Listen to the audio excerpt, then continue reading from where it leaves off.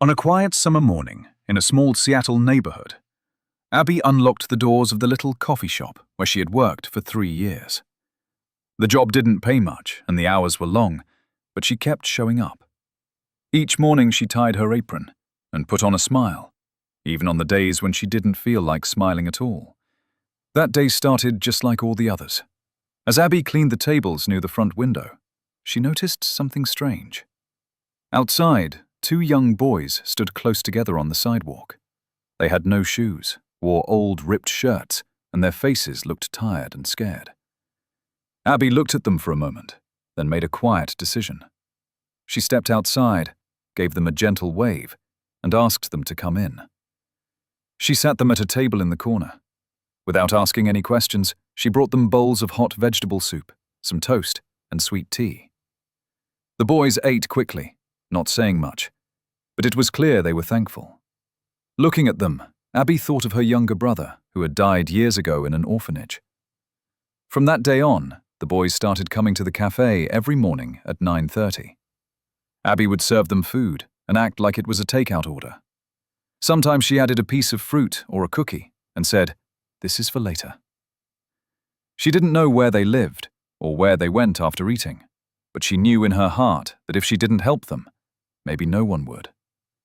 Then, one morning, everything changed. A tall man wearing an expensive coat walked into the cafe. He ordered a coffee and a hot breakfast. When Abby brought it to him, he kept looking out the window and said softly, "Those 2 boys, they come here every day." Abby's heart dropped. She thought he might complain. She was worried she could get in trouble or even lose her job. But then the man said, "I've been watching. You're a kind person." His name was Alex. He told her that when he was a child, he had also lived on the streets.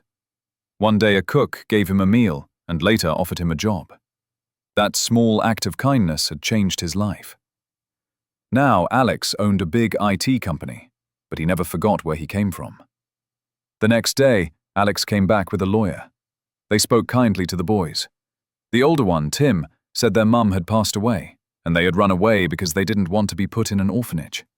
They had been living in the basement of an old, empty building. Alex acted fast. Within a week he came back to the cafe and smiled at Abby from the door. "They're safe now," he said. "We found their grandmother. She didn't know her daughter had died. The boys are now living with her."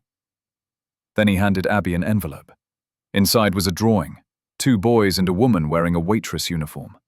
Above it the word said, "Thank you, Aunt Abby. We're home now."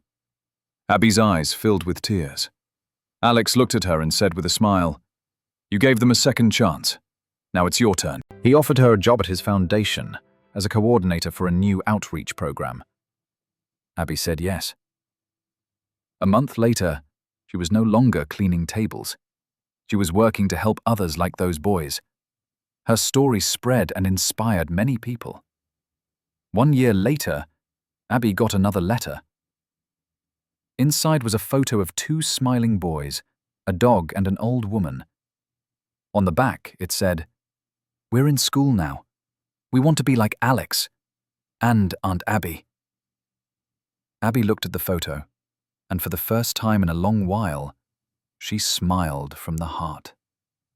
If this story touched your heart, don't forget to like the video and subscribe to the channel. More uplifting stories are coming soon.